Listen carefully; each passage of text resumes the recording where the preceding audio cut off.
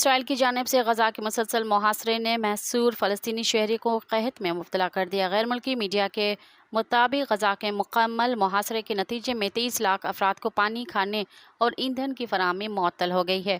محاصرے سے شہریوں کو قحط جیسی صورتحال کا سامنا ہے۔ بچے خوراک اور پانی کے لیے بلک رہے ہیں۔ اسرائیلی بمباری کے نتیجے میں غزہ کا انفراسٹرکچر مکمل تباہ ہو گیا ہے۔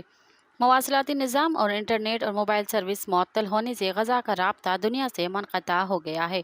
دوسری جانب کیتھولک مسیحیوں کے روحانی پیشوا پوپ فرانسس نے غزہ میں جنگ بندی کے لیے خدا کا واسطہ دیتے ہوئے کہا کہ غزہ میں انسانی صورتحال انتہائی سنگین ہے۔